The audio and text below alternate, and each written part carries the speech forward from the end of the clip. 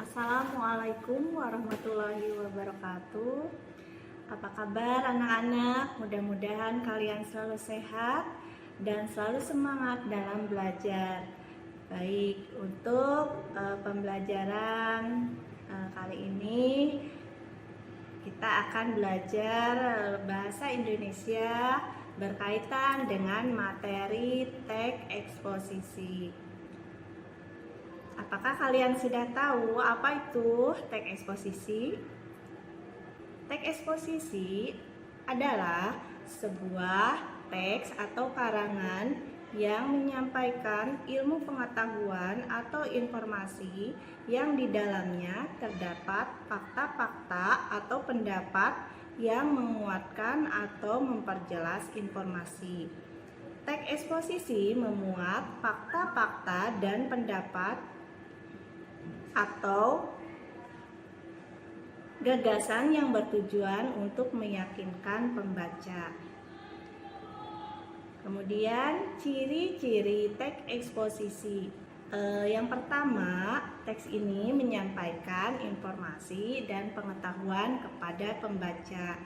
Yang kedua, memuat penilaian, dorongan atau ajakan-ajakan tertentu kepada halayak. Yang ketiga, memuat fakta-fakta dan pendapat atau gagasan sebagai penguat informasi. Ciri yang keempat, disampaikan dengan bahasa baku, lugas, tidak berbelit-belit sehingga mudah dipahami. Ciri yang kelima, informasi disampaikan secara objektif atau apa adanya, tidak memihak atau netral, tidak memancing emosi, dan tidak menggurui pembaca. Unsur-unsur teks eksposisi. Nah, dari teks eksposisi ada unsur gagasan dan fakta. Adalah dua unsur utama dalam teks eksposisi. Unsur yang pertama, gagasan, disebut juga atau pendapat. Isinya berupa pernyataan yang mungkin berupa komentar, penilaian, saran, dorongan, atau bujukan. Sebagai contoh, jika pemerintah tidak cepat bertindak dalam 10 tahun mendatang, hutan Sumatera akan musnah dan diikuti oleh musnahnya hutan Kalimantan. Kemudian untuk unsur teks eksposisi yang kedua yaitu fakta. Fakta adalah keadaan peristiwa yang berupa kenyataan sesuatu yang benar-benar ada atau terjadi. Fungsi fakta untuk memperkuat gagasan atau pendapat diharapkan lebih meyakinkan pembaca. Sebagai contoh, selama bulan Januari sampai Oktober, 45% dari keseluruhan titik kebakaran terkonsentrasi di Provinsi Riau.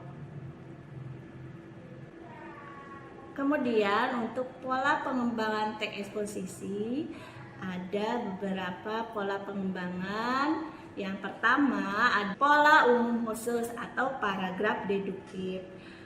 Pada pola ini, ide pokok teks ditempatkan di awal paragraf, yang kemudian diikuti ide-ide penjelas. Pola demikian dikenal sebagai paragraf deduktif. Ide-ide penjelasnya merupakan perincian dari ide umum yang dikemukakan sebelumnya. Pola ini banyak digunakan dalam bacaan-bacaan. Sebagai contoh, uang bukanlah modal utama yang diperlukan apabila seseorang hendak memulai bisnis. Menurut motivator dan pengusaha muda, Edvan Muhammad Kausar, aspek penting yang dibutuhkan seseorang untuk memulai bisnis adalah ilmu dan pengetahuan tentang bisnis yang akan dirintis.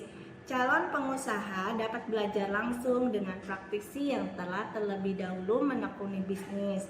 Cara ini memungkinkan para calon pengusaha dapat bereksperimen secara langsung dan memilih bisnis yang sesuai. Kemudian untuk yang kedua, pola khusus umum atau paragraf induktif. Pola-pola ini kalimat utama terletak di akhir paragraf. Hal-hal yang bersifat khusus diikuti oleh uraian yang bersifat umum. Sebagai contoh, ini adalah danau terbesar di Indonesia. Letak danau ini adalah di Sumatera Utara.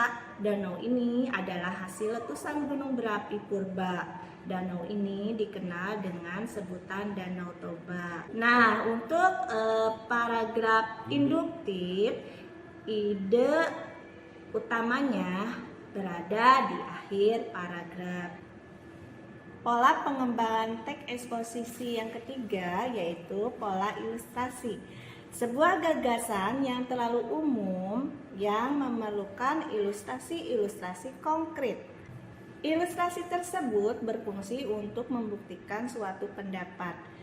Di dalam hal ini, pengalaman-pengalaman pribadi merupakan bahan ilustrasi yang paling efektif dalam meyakinkan kebenaran suatu gagasan. Kemudian yang terakhir yaitu pola perbandingan. Untuk meyakinkan suatu pendapat, kamu dapat melakukan suatu perbandingan. Misalnya, membandingkan benda-benda keadaan atau yang lainnya. Berdasarkan perbedaan dan persamaan, kerugian atau keuntungan, kelebihan atau kekurangan, bisa menggunakan kata hubung. Jika dibandingkan dengan, seperti halnya, sama dengan, demikian juga, selaras dengan, sesuai dengan, dan lain-lain. Demikian materi untuk hari ini anak-anak. Mudah-mudahan kalian selalu semangat dalam belajar. Terima kasih. Wassalamualaikum warahmatullahi wabarakatuh.